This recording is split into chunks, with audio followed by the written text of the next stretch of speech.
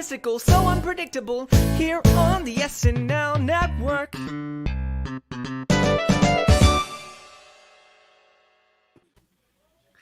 Ladies and gentlemen, welcome to another episode of the SNL Network Roundtable. Today we're discussing episode 7 of season 47, and we've got a great show lined up for you. My name is Andrew Haynes. John is out this week with a pre-planned obligation.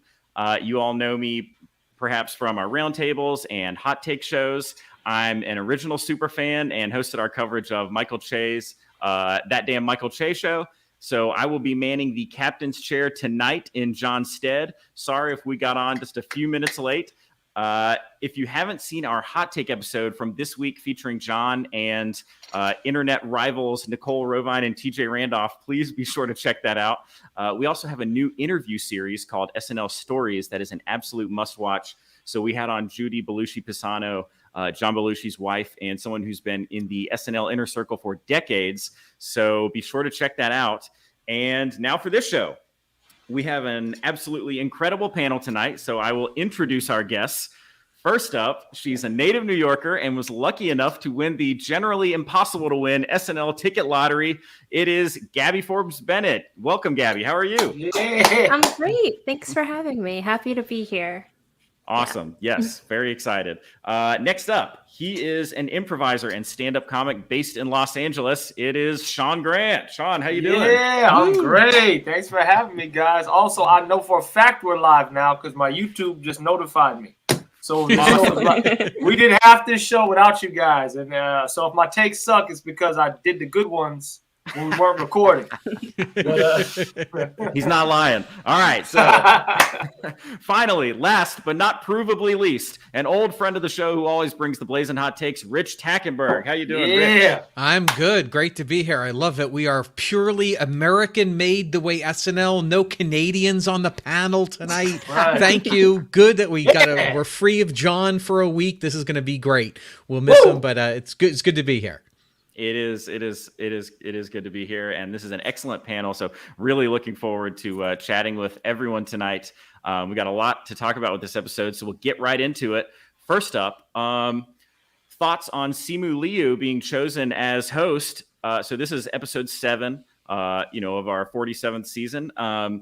We have gotten all new hosts so far. Simu Liu, I guess, best known for his work on Kim's Convenience and now starring in Shang-Chi and the Legend of the Ten Rings, the new Marvel film. So, Gabby, let's start with you. What are your thoughts on Simu Liu being chosen as host? Yeah, I was super excited to hear that he was actually chosen because I love Kim's Convenience. I highly recommend it to anyone who hasn't seen it yet. It's like the perfect, easygoing, light comedy to watch. And so watching it, I hadn't seen him in anything else, but his character and he as an actor just kind of stood out on the show. And so I was just kind of curious to see where his career would go. So to see that he is doing this Marvel movie and now is hosting SNL, it's just amazing to watch. That is amazing. I never really watched Kim's Convenience, but I always did hear good things about it. Maybe I will get to see this new Marvel film. I admit I'm not a huge Marvel guy, but I do have a lot of friends who are into Marvel. So sooner or later, I get dragged into watching most of them. Sean, what do you think about this choice? All of the choice. You know what? I have not seen Kim's Convenience either, but he's a hunky dude, man. He's real charming. So I was excited to check him out. And I guess we're not getting into what I thought of it, but yeah, I thought it was a great choice and a fun choice. Yeah. We can get into whatever you want to. Oh yeah. I thought he was so I was very pleased to see how charming he was. And, but I don't think they used him much, I think they I don't know if they were hiding him or if he didn't want to. But, I'll ask you guys more about how that works sometimes, because I know some guys would, in the writing process, maybe want to be hidden more, or maybe some people would like to be put in more sketches. So I don't know if one is, what you guys might have thought about where he was about that. But, yeah, I thought that he was really safe type roles or things that were kind of the straight man or just the pivot point of the sketches. But yeah, I thought he was great though. I like him. Yeah, cool. Yeah, he didn't play. You're right. He did play a lot of straight man roles. So no particularly wild or outlandish characters. I don't have the hard power rankings from Mike Murray in front of me right now, so I don't know exactly how he compares to all the other hosts of the season. But I'm sure that'll be something that that we get to talk about on the first by the numbers of the season, which I believe is coming up.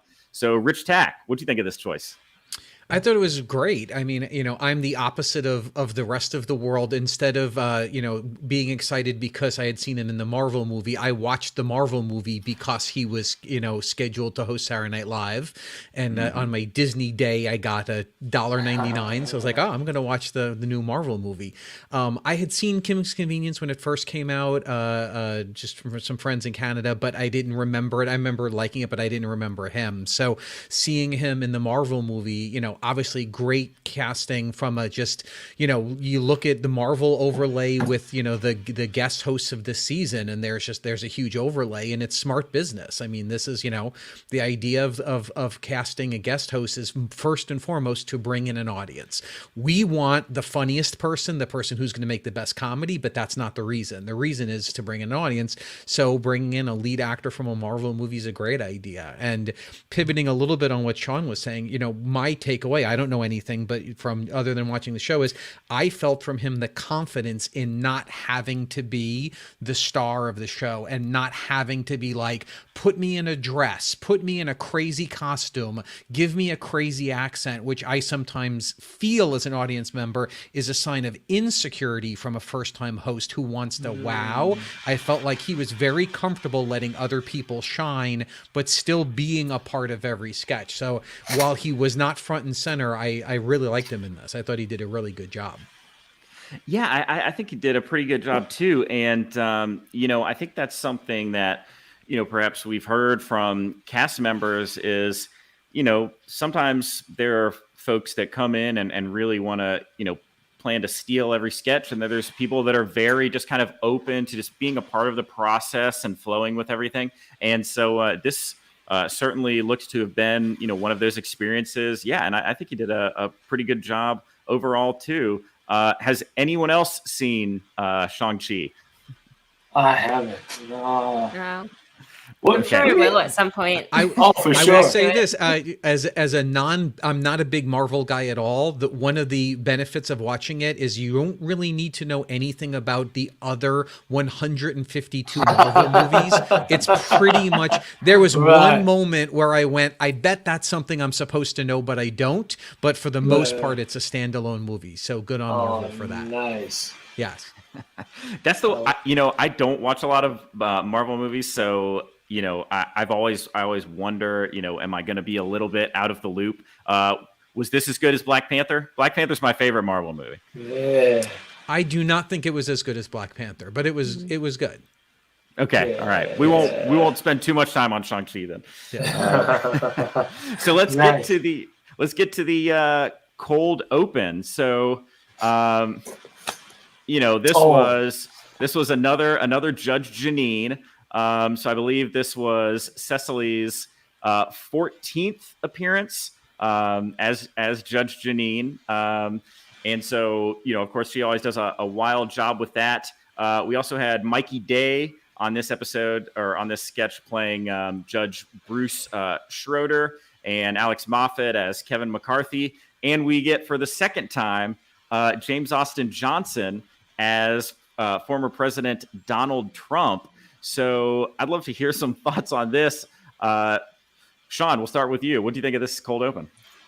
It was fine. I thought up until, my man, JAJ, he just, when he hits that Donald Trump, I think they know that. Obviously, they play with it to the point where they just put him on the clock, do your thing, hit those lines, I love the little sports ticker thing, the rundown ticker, where you didn't know how he was going to get to the word, but I was like, damn, I almost think he's not using cards or anything. I feel like he hasn't committed to memory or something. Like, I don't know what he's riffing off of, or if they just have those words there and he knows to hit them or something. I wouldn't even be surprised if it was that, but he got skills, man. The boy is nice. Everything else is cool. It's an amazing Donald Trump impression, and I do love the PTI, ESPN PTI kind of rundown that they've got going on there. Rich, how about you?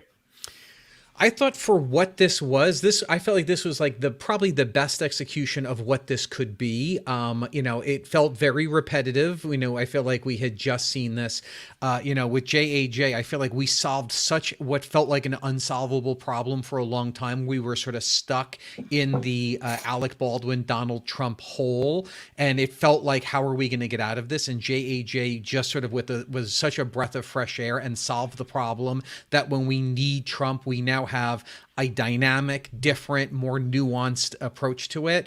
I would also say I don't know that we need to see a Donald Trump impression as often as Saturday Night Live thinks that we want to see a Donald Trump impression. So maybe we hold it a little bit more and don't play it so often when it's not necessary.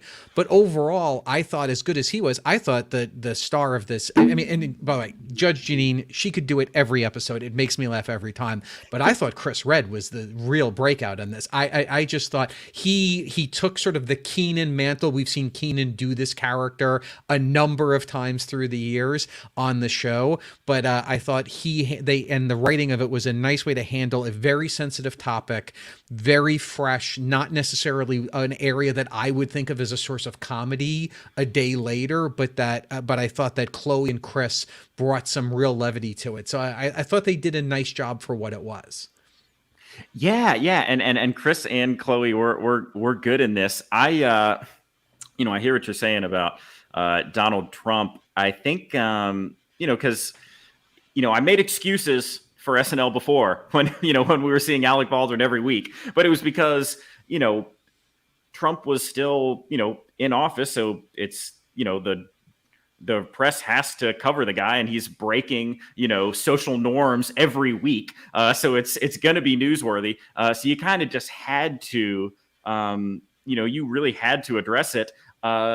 He's really kind of faded out of the news recently. But the thing is, the impression is just so damn good. You can't waste it. You can't have this guy do this impression. It's so good. So honestly, I don't need any more Trump in my life, but James Austin Johnson as Trump, I can handle that for a little while longer, I think. Gabby, what do you think? Yeah, that was kind of my thoughts as well, that his impression was just so good and so spot on that they were just kind of showing off. Honestly, it felt a little bit like he was kind of flexing his impression. Oh, man. With the crossword, with the word search. It's like, now let me do it blindfolded. That's kind of the energy that I was getting from it. And I loved it, even though, like you said, he hasn't really been in the news that much lately, or at least for, super crazy things. It still, was a good time. And I agree with the Chris Redd. I really did like, the way that he kind of carried himself in this cold open. During my first watch, it just kind of, I don't know, it didn't register that well with me. Like it just kind of blended into the rest of the skit. But upon a rewatch, I realized, no, this is actually really good and this is really funny. And I just enjoyed the way that he did it. Yeah, definitely. So this was, I enjoyed this cold open a lot. I wonder if anyone else noticed this. And, I watched the show live over the air, over network television. I have an antenna, so I'm not watching cable. And then if I rewatch it, I'm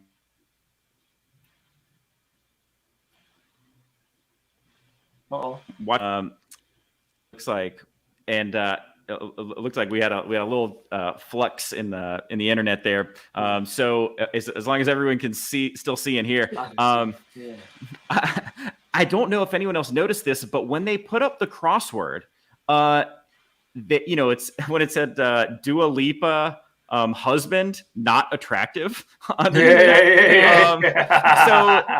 I swear to God, and I don't think I'm crazy, that I saw this with my own two eyes. When it aired, it said Dua Lipa husband on that top line, and then not attractive on the one below it.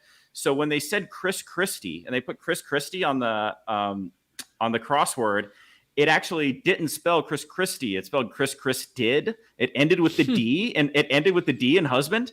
And I thought, oh my gosh, they goofed up this little graphic, So then on Peacock, when you watch it on Peacock, it's like they've adjusted the graphic and they switched those lines. So it says not attractive, and then Dua Lipa husband underneath the bottom. And so I don't have DVR, so I can't go back and confirm that I'm not crazy, but I'm pretty sure that I'm not crazy because I just noticed it during a live show and thought, wow, they got the crossword wrong. Chrissy is ending with a D instead of an E. So I'm wondering if anyone else noticed that. Man, your brain works quick, man. I was laughing hard. Because my head was cocked back like this, so I was like, I wasn't reading it. I just assumed that the graphics people had it down, man. Well, once they threw it, you would think they would, but once they threw it up there, once the crossword got up there, I was just having fun in the moment and trying to see what I could pick out before they made the joke. Oh, you one of those? Oh, okay. So I was having fun with. Yep. With it. Uh-oh. Okay. Any other thoughts on this? Any other thoughts on this cold open? No, not to go against Rich. I know I did that last show a lot. My bad, Rich. Bring it on. Bring it on. Man, I love it. It's my favorite part. Man, Feel free to be wrong. What I love about Chris, and I'm not dissing Chris Red, but that was a well-written part of it, which is great. And he hit it. Boom, boom, boom. But I'm talking about my man, J.A.J. Just give him the ball and get out the way, man. You watch him. Just give him the ball. I like that type of play where it's like he's just a loose cannon, kind of a show off. If I didn't know who Donald Trump was, I can't. That's insane to say that. But I would probably still find this thing funny. I don't really know Judge Jeanine Pirro, but it seems funny. I imagine it's accurate. But some impressions are funny without you even knowing the impression. That's just funny. He hits. Mm-hmm.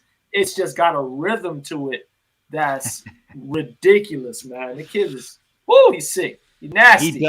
He does have an awesome rhythm, and I think that rundown format helps him kind of get into that cadence. It's almost like like a rap or something, just like flowing as he's talking about. And if you put a road through a field, or a pavement through a field, we're talking roads, and put it across the water. Frankly, we're doing bridges. It's like the most confusing mnemonic device. Yes. That's a good way to put it. Okay, so I really enjoyed the cold open. So there's a lot to talk about with this episode. So, Rich, I'll start with you. Was there one sketch in particular that you would like to talk about? Boy, there's a couple of sketches, but I'm going to go so against type for me. I want to talk about the pre-tape, the Walkin' in Staten pre-tape. Oh.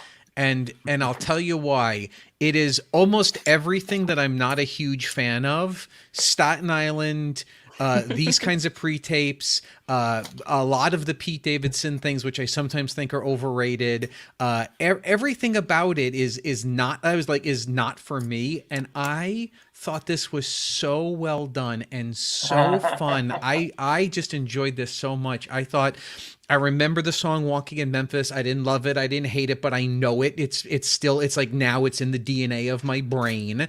And so I knew the song, and to see Pete Davidson, what I thought was a little bit of a mea culpa, because as many of us SNL fans remember, he got in a lot of hot water for razzing on Staten Island back in the day on SNL, his first season. I thought this was a little bit of trying to do a make good. I don't know who Big Wet is, but he's really good, but I have no idea who he is. But when they brought in Mark Cohen, I thought the way that they brought him in about trying to get the clearance from him, and then he's on the phone, like, what do you mean I'm in the video? And then suddenly he's in the video playing the song, and then you top with Method Man. I thought this was a really good, really fun ode to a borough that doesn't really deserve it, but that's okay. We'll give it to him anyway. Great points. You do know who Big Wet is, kind of, because he was in the Squid Game. Right. I only know him from other SNL stuff. Yeah, you're right. Me too, honestly. Yeah. But so, yeah, I absolutely loved this. It was the tune is kind of catchy, and I also love the, like you said, the way they introduced Mark Cohn and did not see Method Man coming. I do think bashing on Staten Island is a little bit, kind of low hanging fruit at this point. I think, Aristotle did his Laughintosh, making fun of Staten Island, just last week. So, I think we've been beating up on Staten Island a lot. Listen, my mom did her bid there. She got out when she was about 10 or 11, and so she stood a chance. And not everyone does. But talking about it like prison. but yeah. So I don't understand why it's total New York fan service to make fun of Staten Island. That's the way I feel. It's just like but I really enjoyed this. Gabby, what do you think about it? I will say, I guess I'm kind of in the minority here. It wasn't my favorite, largely because, well, as a New Yorker, like you said, kind of low-hanging fruit, everyone kind of, has the general sentiments about Staten Island. But that aside, I also just didn't get the references. And so it wasn't until afterwards when I was able to look up who these people are and what the song was. And so just for me personally, it didn't kind of transcend that barrier of being, for me to be able to get it without getting it, so to speak. But I also don't think that it was, I will say the song did make me want to kind of reach out to my Staten Island friends to see, like, did you see this? What did you think about this? Because I don't think it was totally bashing Staten Island, especially because, Pete is from Staten Island. So he gets kind of a pass and has the insider knowledge to kind of say what he says and get away with it. It was also kind of like a bit of an anthem, like a pride anthem for Staten Island, I think. Yeah, I didn't think he was bashing. I thought this was his little love letter to Staten Island. I think even with the pizza and bagels references, it was still a very pro Staten Island, which was an interesting reversal for Pete. Mm-hmm. Yeah, I mean, I think it was, this is our crappy place kind of, attitude. So, I mean, they're still mentioning that you can see the dump from outer space, but yeah, I enjoyed it a lot. What do you think, Sean? All right, now I'm going to keep it real. Hell no. That was my least favorite part of the show. I'm going to tell you why. And it never really stood a chance. The only thing that I liked about it was Method Man, and then he really rapped, so I couldn't really hear his punchlines about Staten Island. But one, I don't know anything about Staten Island. I don't know any of these people except for Method Man. And I don't like anything that worships New York. If you do a lot of stand-up, you hear a ton of New York worship. New York comedians go all over this country, all over this world, and talk about New York as if everybody just knows, you know what I mean? Like, and it's always the same stuff. The subway this, some crazy man said this, and I get it. Okay, yeah, you can do that all day. There's crazy people everywhere. You know what I mean? That's easy joke writing. I'm sorry. But I'm not into knowing all the boroughs of New York. I mean, I'm familiar. I hate that I'm familiar. I'm from Miami. So a lot of New Yorkers come down there, and we hate you. I like you, Gabby. But you bring this attitude like everybody should know something about this place. And it's unlike anywhere. Nobody else in the world has that type of behavior. So I refuse to like it for that reason. I don't know anything about a bagel place and pizzas. Why would I know that? I don't know that. I don't know this guy. I don't know the song. I'm sure it was well done if I did know any of that stuff, to be fair, because Pete can't rap. I'll give it to him. He can spit. That other guy can spit. Big Wet. But just because it was about Staten Island and seemed to worship this idea that everybody should know the different things about New York and commit it to memory pissed me off. But yeah, I hated it. Thank you. I love it. I love the strong take. I love the strong take. So a little bit too niche for you, talking about Stapleton and Great Kills, I guess. I don't know what the hell you just said, man. I mean, I'm from New York. I don't know what those places are. I mean, I know about the dump. Well, Sean, you make a good point about just about people from New York, traveling to other parts of the country. I think Colin Quinn has a bit, I think, in his in his kind of Story of America special, where he talks about people from New York are so obsessed with themselves that they go to other people's towns and tell them that they do everything wrong. That they just like, oh, you got the wrong water here. We tell people they have the wrong water. Like, how crazy does that be? Tell people they have the wrong water. Yeah. So that's a hill I'll heard that sentiment before. On.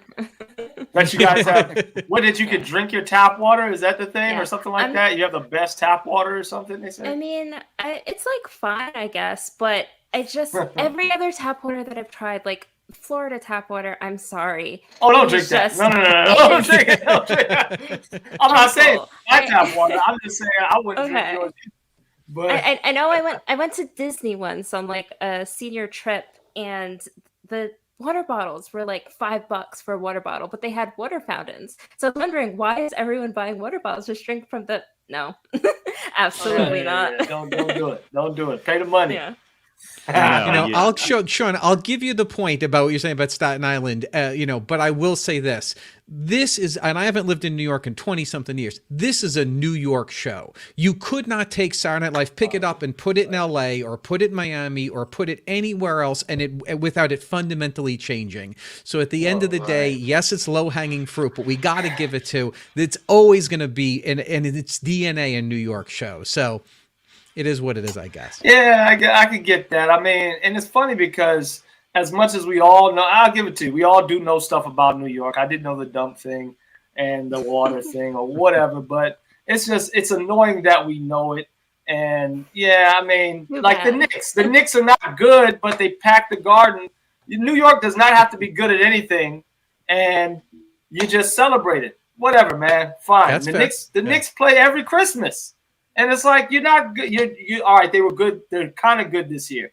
But they haven't won since the 70s. And it's like, we know about the Knicks are like the most expensive franchise. I'm sorry, I don't mean to. All right, you're getting me started. Listen, I love it. Let's just try one season in Tallahassee. Let's see how it works. Come on, Lord. Live from Tallahassee Saturday night. Oh my God. Oh, no. All right.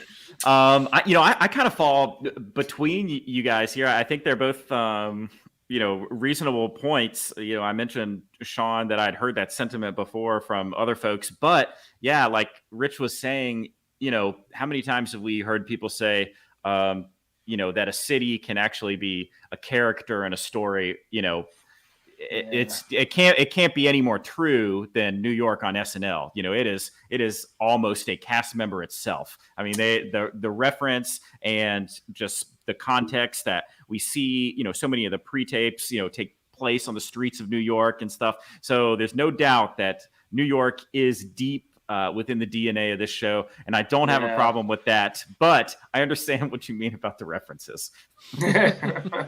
No, you're right. And I realized if I didn't have that song, the DNA of that song implanted in my brain from the summer that it came out, I probably would be more on your guys' side. But knowing that song so well and then having that guy show up was so great. Nice. It's still stuck in my head, honestly. Yeah. Gabby, do you have a sketch that you'd like to talk about? Yes. Which one was it? Okay. So the 911 sketch, the 10 to 1 sketch, I actually enjoyed it. I felt like, oftentimes the 10 to 1 sketch is like a hit or miss, and usually more of a miss than a hit. But I feel like this didn't have that same kind of energy of that just weirdness or absurdity that comes with these kinds of sketches. And so I feel like, honestly, it could have been earlier. It could have aired earlier in the show. I'm curious to hear what you guys think, because I just thought it was a good laugh, honestly. Well, okay, so this was this was a 9/11 dispatch sketch. 911. What did I say? 9/11. Oh my god. Oh my god. A little different. Come on, have a little respect for New York over here, man. Oh my god. I have to tell this story now. Listen, my dad loves hot wings, and something had happened. Okay, I was like I was in high school. Something had happened. My dad was not in a great mood. I thought, I'm gonna cheer him up with hot wings. The nearest place to get wings was Hooters. So, I'm like a junior in high school or something. And and I walk into this Hooters, and they've got all the, the levels of heat up on this chart, and and it goes from like mild to like nuclear or something. And 9/11 had just happened a few days before, and so everyone's talking about it in the news. It's you're hearing the words 9/11 over and over and over and over again. And I'm just an innocent guy trying to pick up a bucket of wings to make my dad feel better. And I'm thinking, I don't want to get the absolute hottest level, but I'll get the one right below that. And they said, so I'm looking at this chart, and they say, all right, well, what flavor do you want? And I said, give me the 9/11 sauce. And this is like days after 9/11, and everyone froze and their jaws dropped, and then there was just kind of okay, and that's not what it means, and so I got the wings. I blushed for 15 minutes while waiting for them to be prepared. I felt like an idiot, but that's not the first time I've done that. So I don't know why it happened again just now. But I hope I'm not cursed to repeat that for the rest of my life. Did your dad like the wings though? He did. He hated them. Yeah, that's too hot. You tripping? No.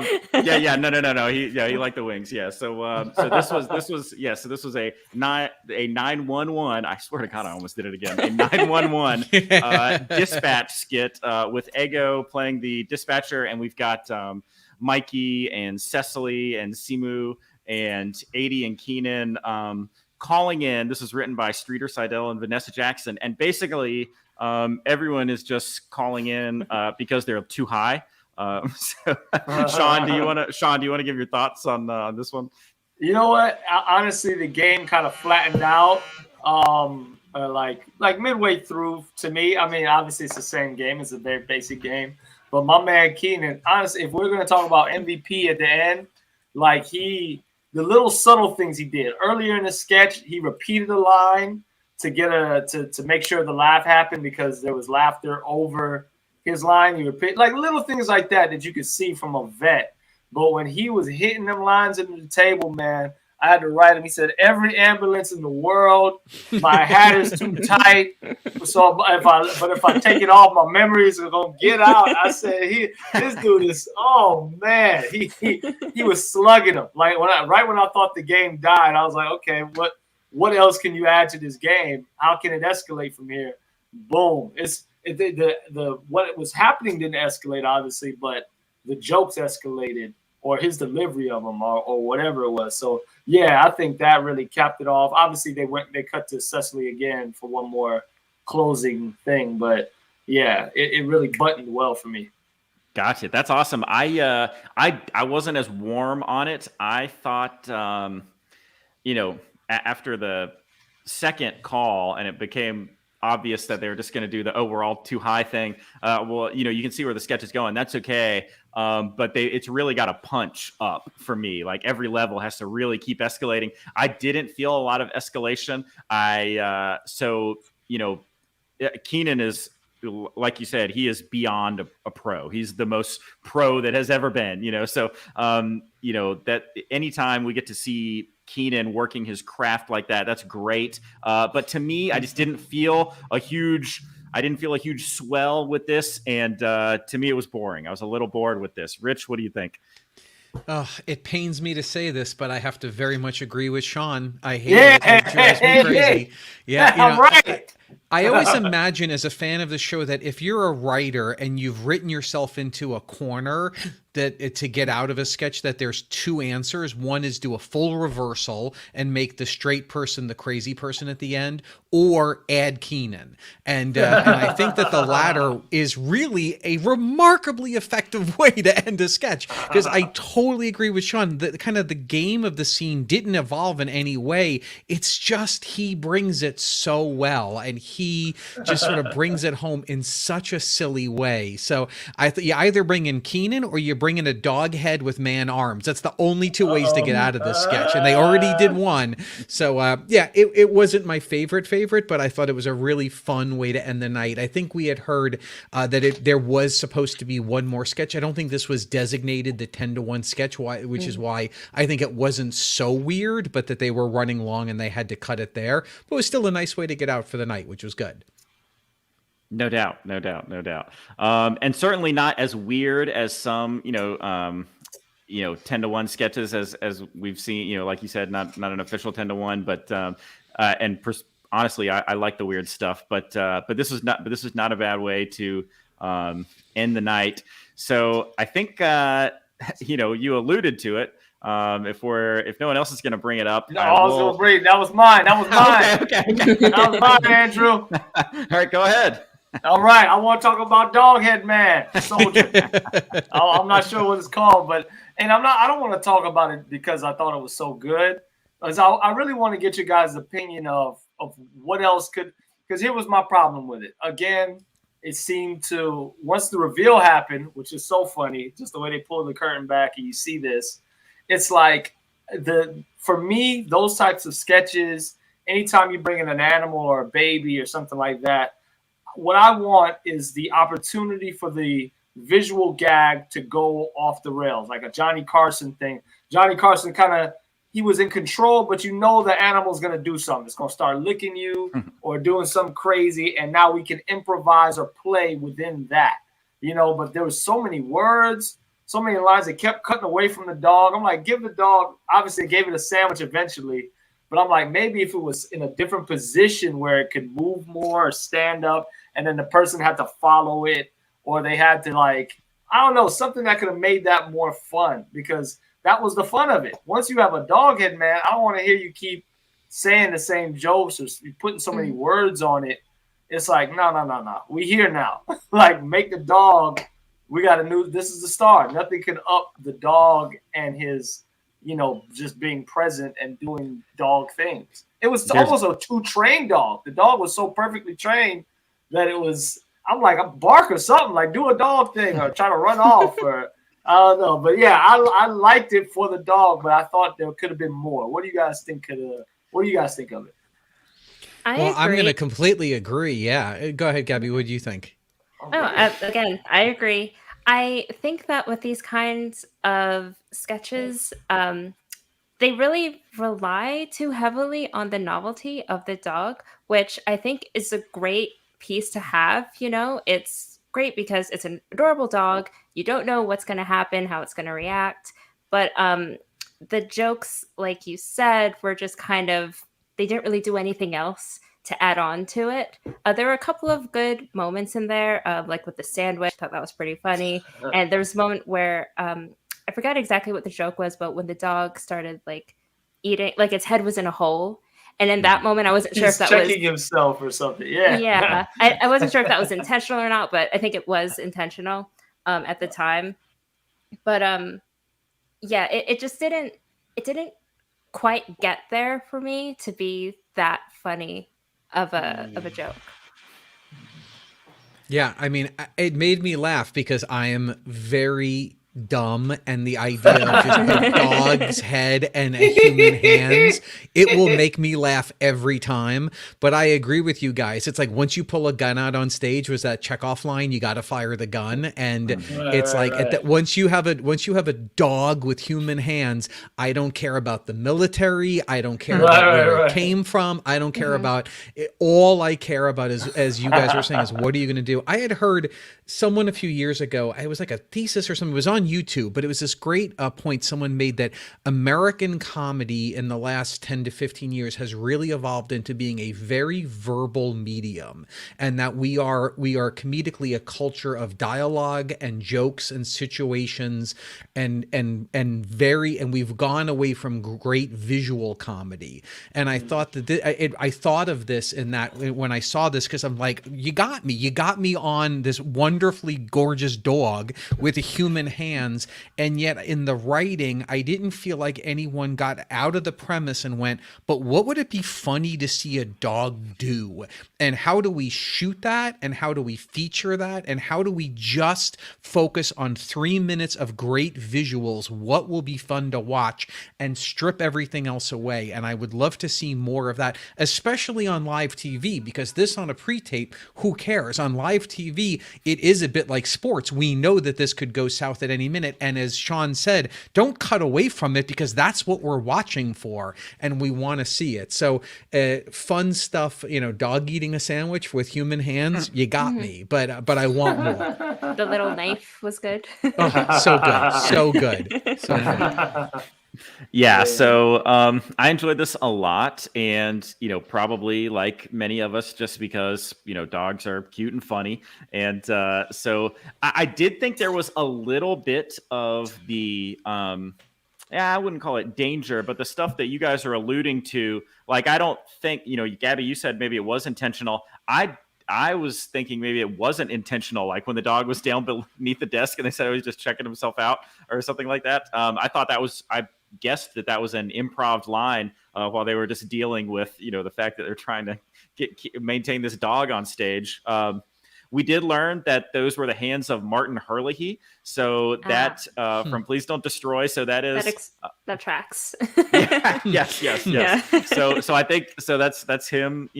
I guess technically being in a live sketch for the first time, and to some effect. And I for some reason I guessed that they were Andrew Dismuke's hands. That was my guess during the thing. I said that's Dismuke's hands. They were the dog's hands, actually. Yeah, come on, don't ruin this for me. They upped the budget significantly. But I don't know if anyone is on Reddit, the SNL Reddit. The Matilda, the golden retriever, I guess. Her owner did post on Reddit just like a picture of her after the sketch, after they got home. So she is a very cute, funny dog, and that got a lot of upvotes. People were excited with that with that content. That's great. I feel like if the guy that kept saying something about how he uses the bathroom, I think that was J.J. playing the president or the general.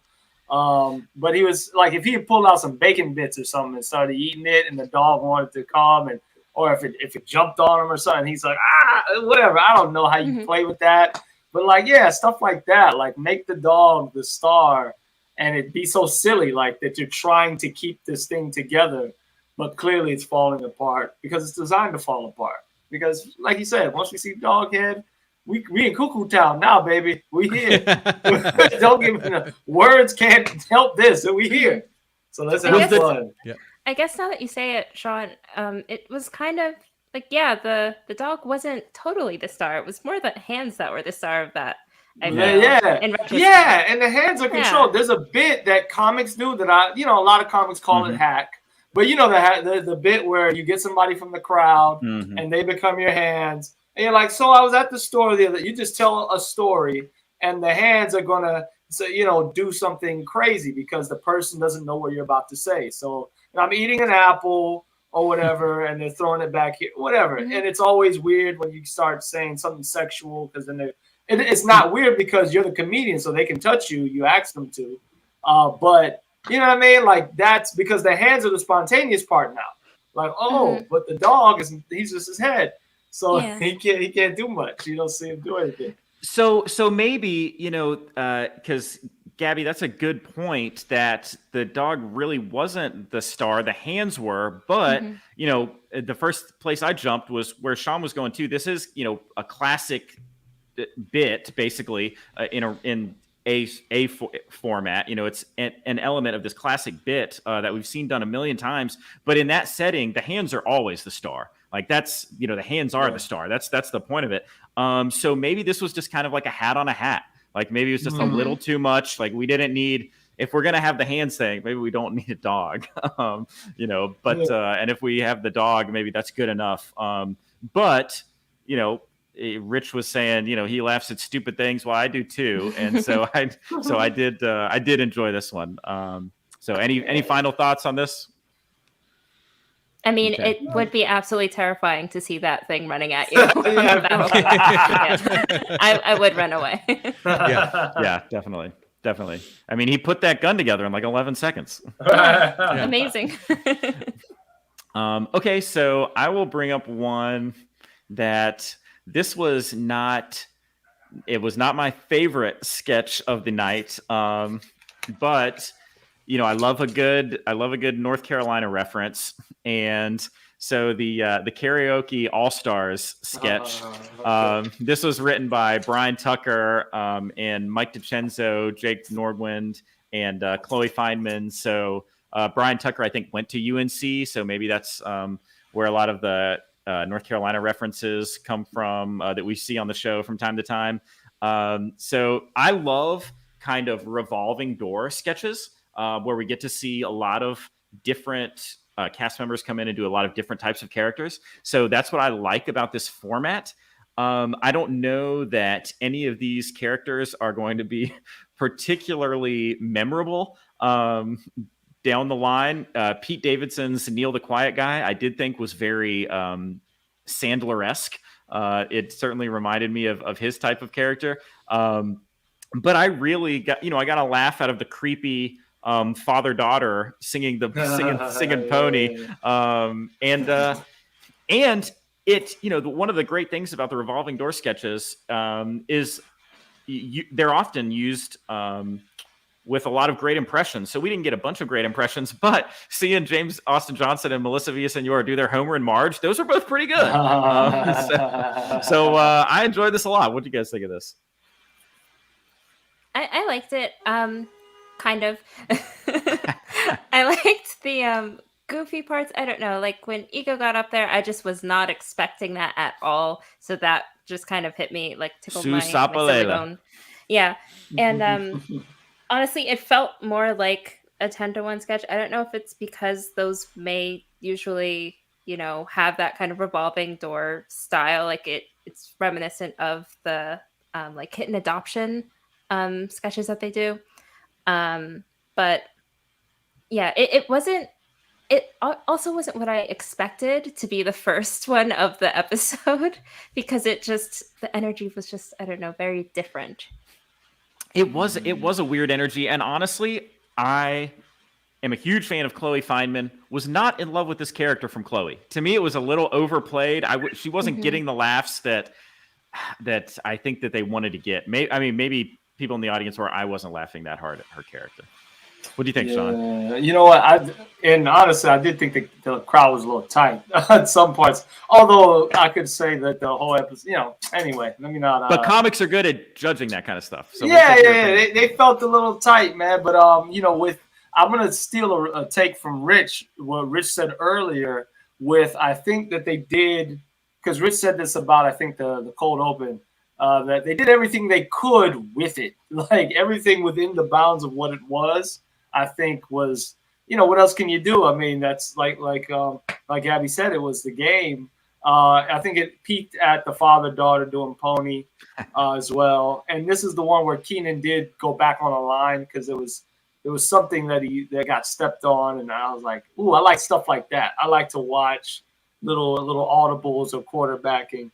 And I like that it got everybody involved. Maybe if there's a science to that, like getting everybody involved early in the show so that, there's just a better vibe backstage. I don't know how that works for them, but maybe that was the science behind it. But for what it was, I felt like it was executed to the best of its ability.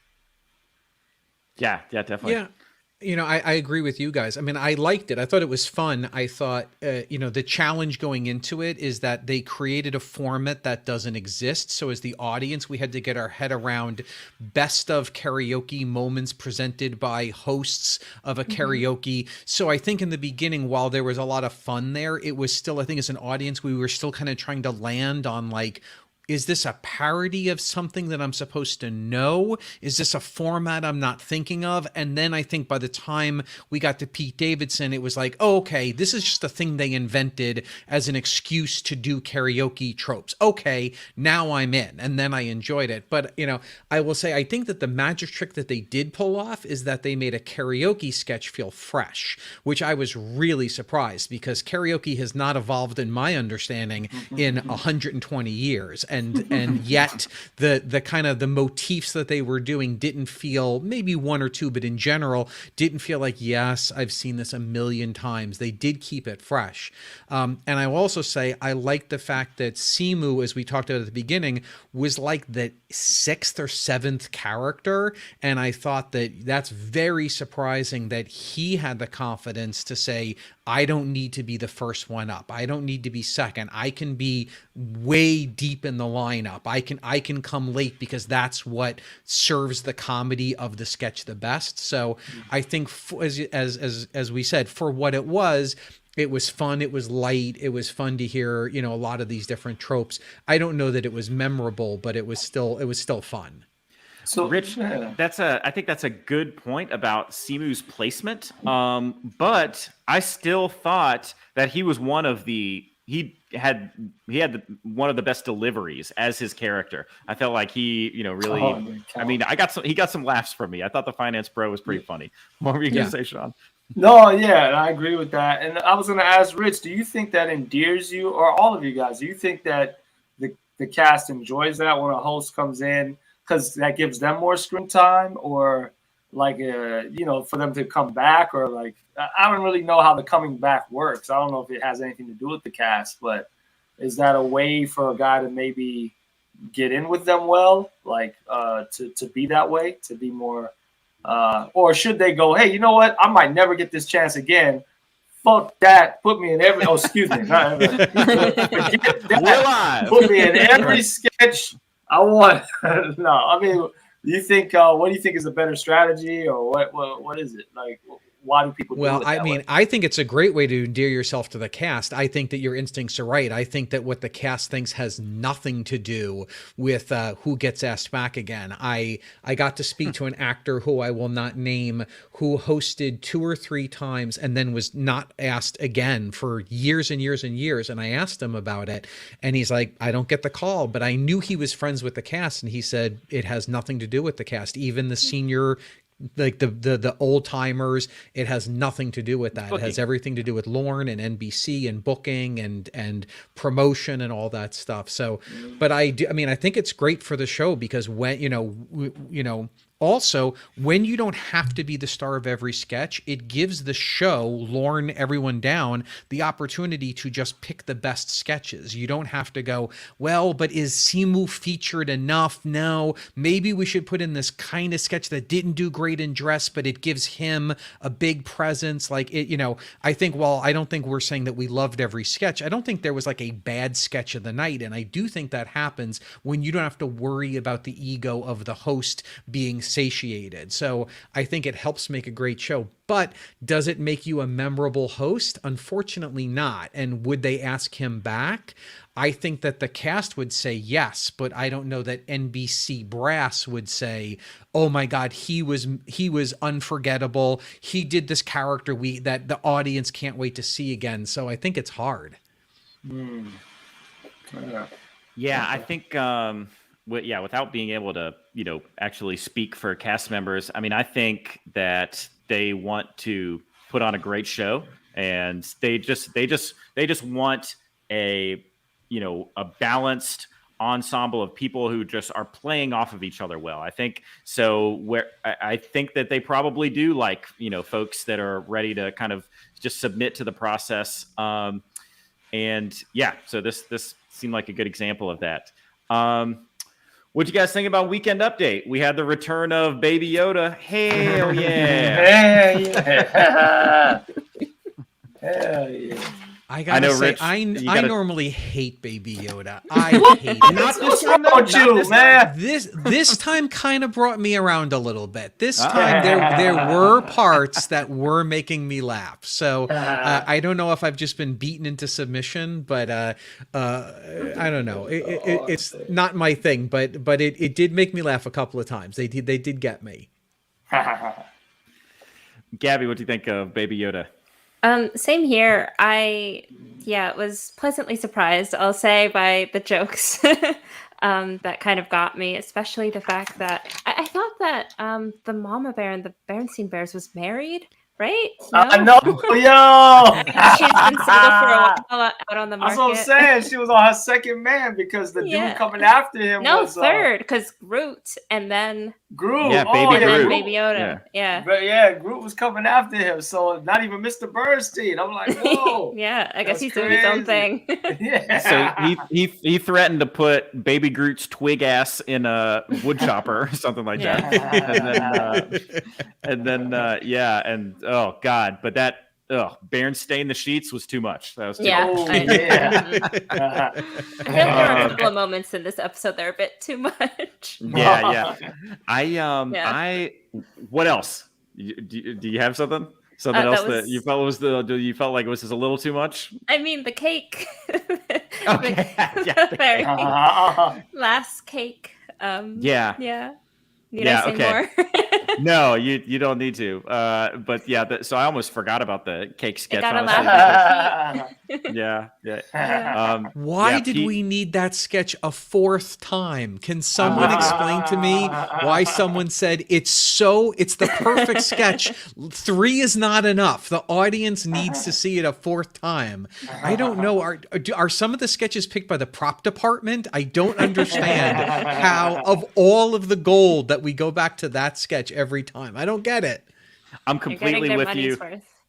Completely with you. Yeah. We did see, it felt like it was kind of a big night for Sarah Sherman though, because she was in 4 sketches, including that one. So, she was in the pre-tape, and she was in the Guess If They're a Republican, and and of course she was in this as well. So, kind of felt like a big night for her, seeing her, spread out a little bit more through the episode, which is not something I think we've seen of Sarah Sherman so far. But I'm with you. I don't think that really any of those holiday baking sketches have really hit that hard for me. So this was probably my least favorite of the night.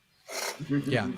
I will give credit, point out Republican or not, I did really like that sketch. I thought that was a fun, at least a different take that we haven't seen as much on SNL. The idea of you can't tell a Republican from a Democrat without more information. I thought that was a really fun sketch.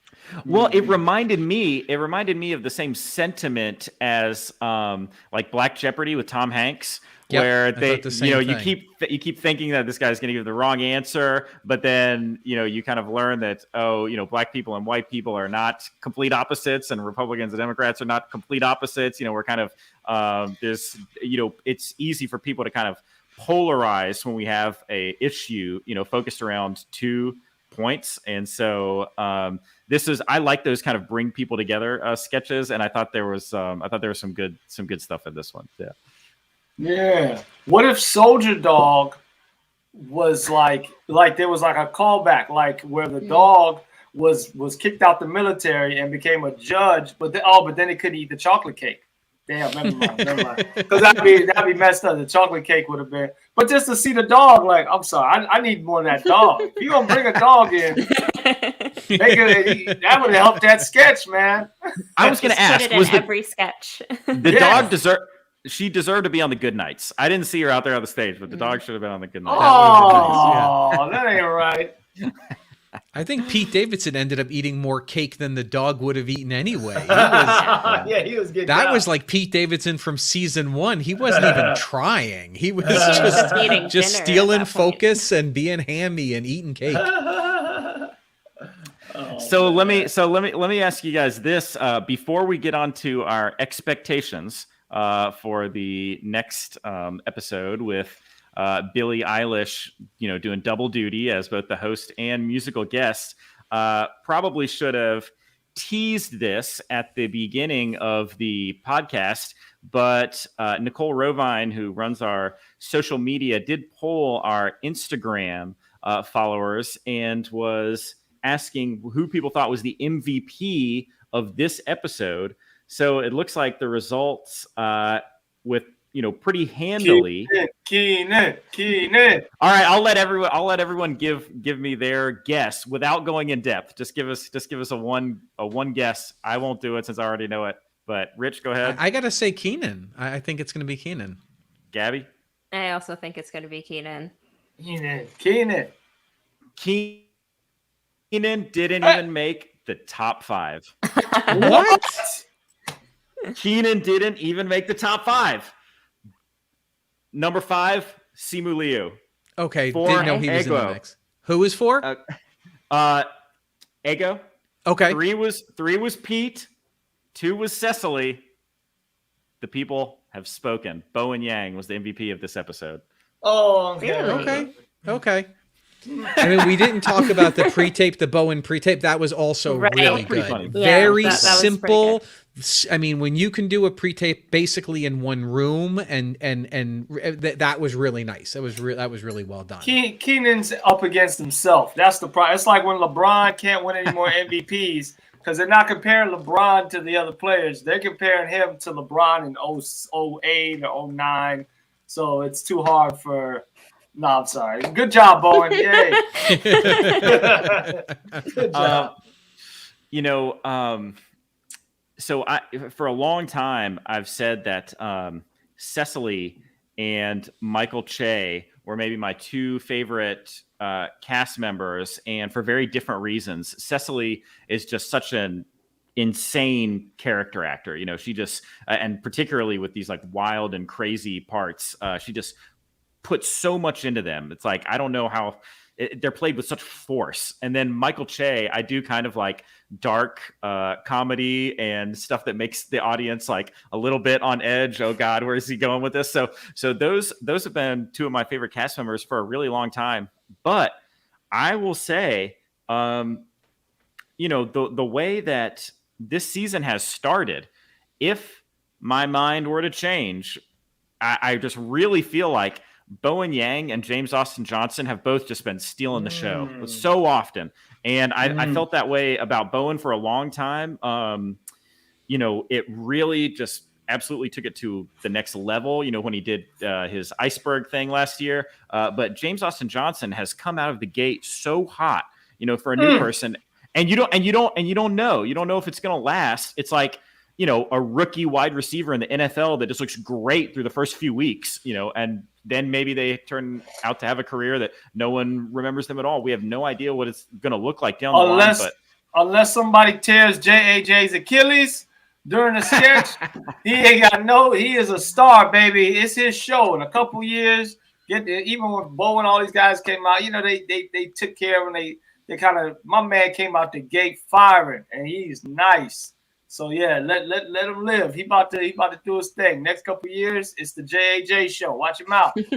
I'm with you, Sean. Totally agree. What any thoughts on that? What do you guys think about that, Gabby? I agree.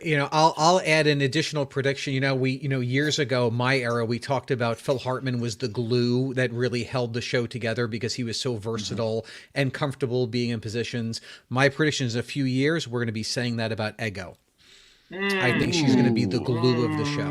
I really think she's covering straight characters, wild and crazy, impressions, music. She really can do everything, and they're putting her in every position. So while she may not have been the star of the night, I really think that we're going to be relying on her tremendously pretty soon. Yeah. Rich, that was such a good take that my hair stood up on my arm. I'm not kidding. Wow, I really felt that take.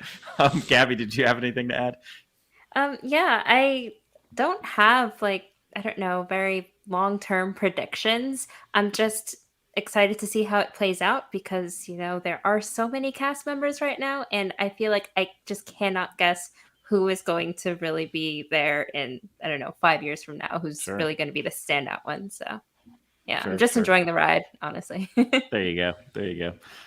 Okay, so let's talk predictions. We've got Billie Eilish coming up. She's gonna do double duty. I do not closely follow everything that's going on in the Billie Eilish world, but I know that she's weird and Sarah Sherman's weird, and I would love to see them do something weird together. What do you guys think? Sean, what do you think? I'm not too familiar. I know it's like sad music, right? I've heard her. Oh no, not sad. She's got like a weird, airy voice. Yeah, so I don't. Has she acted in anything before? Or like, is she? I don't know. I don't think so. But I did think that her performance and this was, was hell on Don Roy King, the director, having to build that after she said she wanted to do the Fred Astaire thing and be like dancing on the roof. So they had to actually, he had to figure out that they needed to build a room and put it on some sort of, basically rotate a room around her on stage. And of course, Don Roy King says Lauren doesn't like to say no. So if a musical guest comes up with some interesting idea, that's just pretty much like, all right, figure it out, Don. So, but that was a very cool performance. Rich, any thoughts about what we might see from Billie Eilish coming up? Well, I think that double duty, when we see host and musical guest, it's a really interesting energy. It's a really interesting energy because it really becomes like sports. It's a lot. And, I got to be in the live studio audience when Taylor Swift did it. I've seen some great, nights, where, I've seen really, really fun. I think Bruno Mars did double duty when he hosted, although I'm not 100% sure. And it can be a lot. So I think there's a good chance we'll see another night like tonight where they won't ask her to do a lot of heavy lifting. I think we could see a number of sketches where they really let her kind of just take it easy, especially around her performances. I think that she's younger. I think that she's very game. We know that from when she's been on as a musical host that they seem to like her. So I think it could be a sillier night. I think that there could be a lot less expectations of what they need her to do. So it should be, I'm really looking forward to it. I think it'll be an interesting night. Yeah, definitely. Gabby? Yeah, I also don't know what to expect. I wonder if because, well, at least I don't know of anything that she's acted in the past. So I'm just assuming that she's not, big into acting. And so I'm wondering if they'll, use her more as kind of like, maybe in a way that they did Kim Kardashian earlier in the season, where she was kind of just her presence kind of made the sketch, and then everyone else kind of, or her presence was enough of a role for her to play, and then everyone, like, the sketch just kind of happened around her. That's at least kind of how I felt after watching the Kim K sketch, especially with all of the cameos that they had. So I'm wondering if they'll have more cameos. I know that there was a kind of interaction that Dionne Warwick had with Billie Eilish, like maybe last year. I think it was after something SNL related. They may have made a Billie Eilish reference, and Dionne Warwick tweeted, like, "Who is William Eyelash?" or something like that, because she had watched Ego. Referred to Billie Eilish as William Eyelash in the sketch, and so Dionne Warwick legitimately thought that was her name. And then I think she replied to it. It's like, "Oh, I've listened to her music. It sounds like Halloween." Kind of to it again, just saying how nice it was. So I wonder if they'll maybe, I don't know, throw that into the works. Yeah, definitely. That's a great prediction and a great reference. So that's so funny. Okay, guys. Look, wait a minute. Hold on. Y'all we're not to moving on. me. Go ahead, Sean. Go ahead. Don't you dare offend me, man. Come on, man. What about Saweetie, man? Come on. I know it's gonna make y'all. I know it's making Andrew and Rich sweat over here. But come on now, talk about it. Talk about it. Keep it real now. Love this. Only reason we didn't mention it so far is because traditionally we focus on the sketches more than the music on this show. I'm not avoiding it. I'm not avoiding it. I know it's making you uncomfortable. That thing make you uncomfortable. Yeah. So Saweetie was fun. Really similar outfits in the second performance to the first. Looked almost exactly the same. They weren't the same, but they were really similar. So kind of a thing going on there. Yeah. Right. What do you want to say about it? Man, she was doing her thing. Go ahead, sister. I don't even think she know what the audience looked like. She was just pointing. She just was watching the back wall and twerking. That's some good. I thought she was gonna try to be interested, come out in a trench coat and sing opera, but she did her.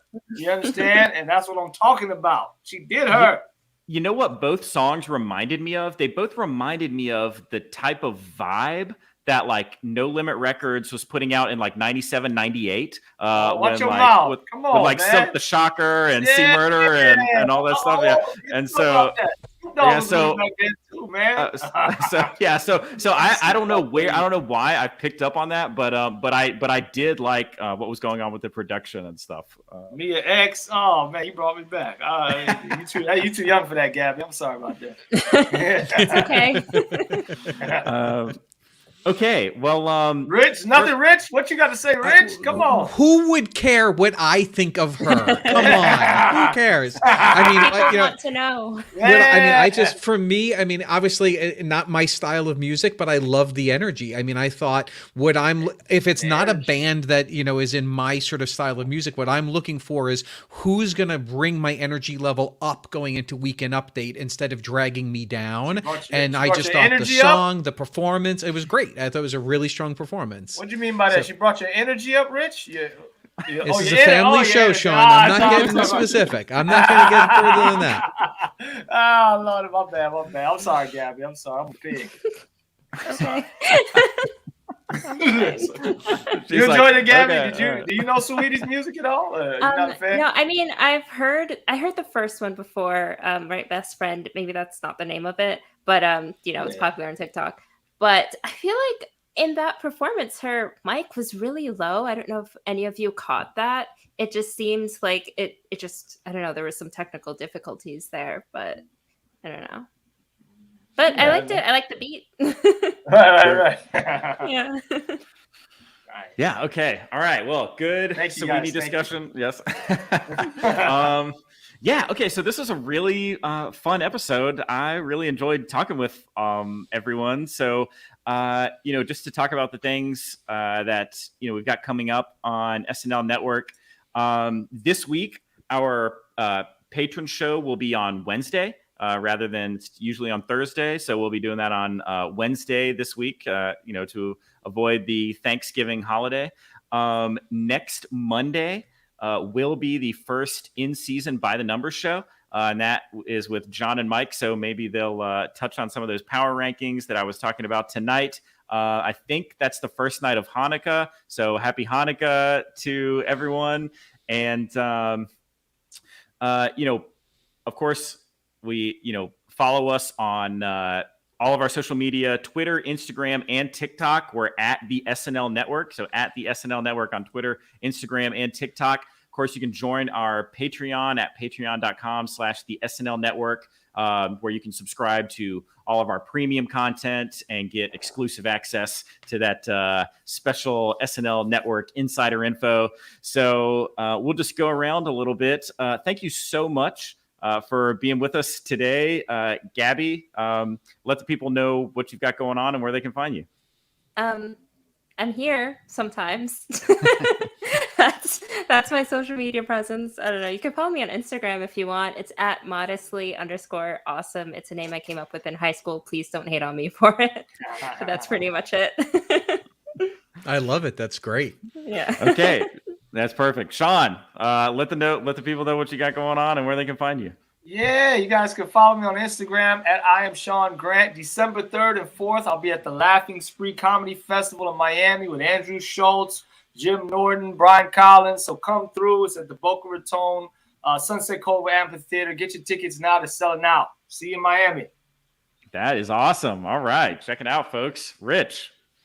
Oh boy, social media is so hard. I'm on Facebook because I'm old, stalking Instagram and Twitter. If you're in LA, live storytelling is finally back. The Moth is back and we're doing shows again. So come join us. Sweet. Awesome.